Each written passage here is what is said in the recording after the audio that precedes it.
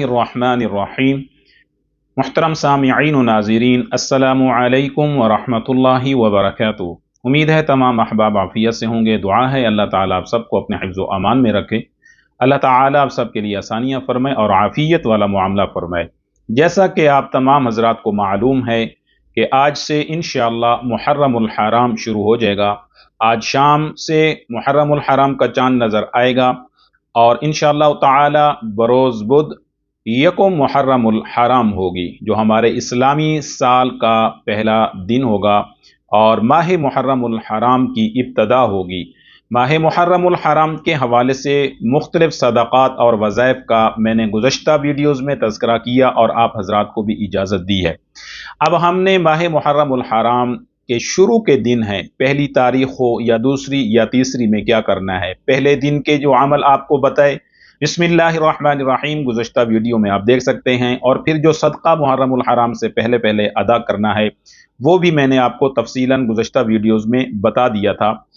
اب جو حضرات بسم اللہ الرحمن الرحیم کا عمل کر لیں گے تو اس کے بعد ایک چھوٹا سا کام اور کرنا ہے۔ محرم الحرام کا سب سے پہلے جب آپ چاند دیکھ لیں، پہلی مرتبہ یا دوسرے دن چاند دیکھیں، تو آپ نے دعا کرنی ہے، اللہم اہلہ علینا بالیمن والایمان والسلامۃ والاسلام والتوفیق لما تحب وترضى ربی وربک اللہ۔ یہ دعا چاند کو دیکھ کر لازمی آپ نے پڑھ لینی ہے۔ اللہ تعالی اس دعا کی برکت سے عافیت اور خیر اور رحمت والا معاملہ فرماتے ہیں۔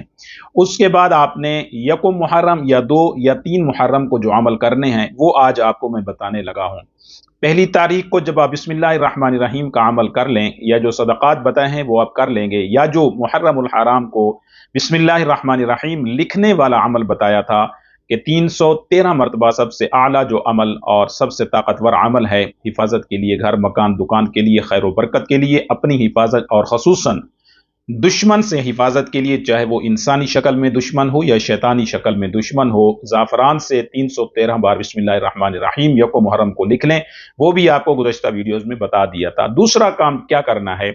کہ محرم الحرام جب شروع ہو جائے تو آپ نے دن یا رات، یعنی پہلی دوسری تیسری، پہلے شروع کے 3 دن کے اندر 2 رکعت نماز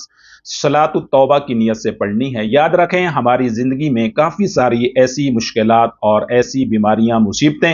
اور ایسی رکاوٹیں ضرور ہوتی ہیں کہ جو ہمارے اعمال کا نتیجہ ہوتی ہیں، ہماری غلطیوں کا نتیجہ ہوتی ہیں اور ہمارے گناہوں کی نحوست ہوتی ہے۔ بعض دفعہ گناہوں کی نحوست کا اثر ہماری آل اولاد پر پڑتا ہے، بچوں پر پڑتا ہے، جس کی وجہ سے وہ نافرمان ہوتے ہیں، اور اللہ نہ کرے بعض دفعہ ہماری غلطیوں اور کوتاہیوں کا اثر بعض بچوں پر اس طرح پڑتا ہے کہ وہ بیماریوں میں مبتلا ہو جاتے ہیں۔ اللہ تعالی ہم سب کی حفاظت فرمائے، ہماری آل اولاد کی حفاظت فرمائے۔ لیکن 2 رکعت نماز نفل کی نیت کرنے، صلاۃ التوبہ کی نیت کر کے 2 رکعت نماز نفل ادا کریں، اور پہلی رکعت میں جب آپ شروع کریں گے سبحانک اللہم، اس کے بعد سورہ فاتحہ پڑھیں گے، تو پہلی رکعت میں 3 مرتبہ سورۃ الکافرون پڑھنی ہے، قل یا ایھا الکافرون، اور پھر اسی طرح 1 رکعت مکمل کریں۔ دوسری رکعت میں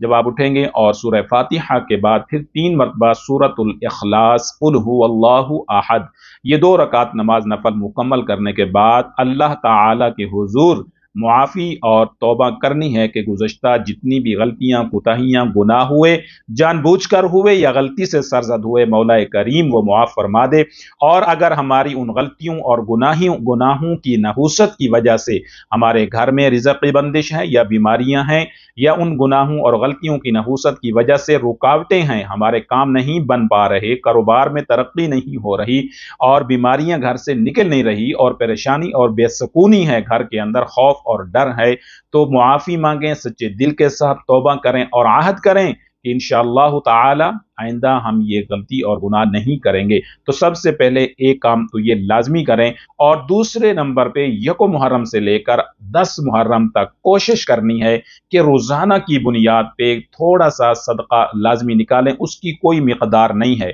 آپ 11 روپے کا صدقہ، 21 روپے کا صدقہ، 31 روپے، 41 روپے، 51 روپے، یا پھر کوئی تھوڑی سی چیز لے کے چھوٹے بچوں میں بے شک بانٹ دیں، یا پھر کسی غریب مسکین کو روزانہ کی بنیاد پہ تھوڑا थोड़ा सा 100-200 का राशन लेकर या कोई चीज लेकर उनके यहाँ पहुंचा दें। तो ये सदकात दूसरे नंबर पे लाजमी यकुम से 10 तक करते रहें। इनका फायदा ये होता है कि जो चीजें पूरे साल गुज़श्ता में हमारे ऊपर मुसल्लत रहती हैं, बीमारियां मुसीबतें मुसल्लत रहती हैं, तो जब सदकात अदा करेंगे तो इंशाअल्लाह आने वाले पूरे साल के अंदर हमारे घर से और हमारे जिस्म से, हमारे मामलात से ये छोटी मोटी तकलीफें और बलाएं इंशाअल्लाह टल जाएंगी। अब तीसरे नंबर पे यकम मुहर्रम से लेकर 10 मुहर्रम तक कसरत के साथ दरूद पाक पढ़ें। अल्लाहुम्मा सल्ली अला सय्यिदिना व मौलाना मुहम्मदिन व बारिक व सल्लिम व सल्लु अलैहि, ये मुख्तसर पढ़ लें, या फिर नमाज वाला दरूद पाक कम से कम 5 से 1000 मरतबा, 500 से 1000 मरतबा ये दरूद पाक लाजमी पढ़ना है। और दुआ भी अपने लिए, बच्चों के लिए, आल औलाद के लिए करनी है। जब साल की इब्तदा हमारी अच्छे आमाल से होगी और जिक्र अज़कार से होगी और इंशाअल्लाह ताला तौबा के साथ होगी, और अल्लाह ताला की फिर रहमत का नुज़ूल पूरा साल हमारे घरों में रहेगा और हमारी आल औलाद में रहेगा, और इंशाअल्लाह कोई भी ऐसी परेशानी नहीं आएगी। तो ये काम आपने लाजमी कर लेने हैं। इसके रूहानी फ़वायद होते हैं, नूरानी फ़वायद होते हैं, ज़िंदगी के ऊपर इन चीज़ों का बहुत बड़ा असर पड़ता है, हमारी ज़िंदगी में बहुत तब्दीली आती है। एक तो पढ़ाई और ज़िक्र के ज़रिए से, और दूसरा इबादत के ज़रिए से, और तीसरा सदक़ात के ज़रिए से। जितनी भी परेशानियाँ, मुसीबतें, या हम किसी भी शैतान के शर से महफूज नहीं हैं, जिन्नात के साए में हैं, आसेब है, या किसी भी गंदे तावीज़ात के चक्कर में हमारे ऊपर जो मुसल्लत हैं और हमारे ऊपर बीमारियां हैं, तो ये वो चीज़ें होती हैं कि जो इन चीज़ों को हमारे जिस्मों से और घरों से दूर कर देती हैं, और अल्लाह ताला हमारे लिए आसानियां फरमा देते हैं। तो तमाम जितने हमारे हजरात हैं, सब्सक्राइबर हजरात हैं, हमारे चैनल पे मौजूद होते हैं, तो इनको इन तमाम आमाल की जो मैंने बतलाए हैं, जो सदकात और वज़ाइफ बताए हैं, इसकी इजाज़त है। अल्लाह ताला आप सबका हामी और नासिर हो। वस्सलामु अलैकुम व रहमतुल्लाहि व बरकातुहू।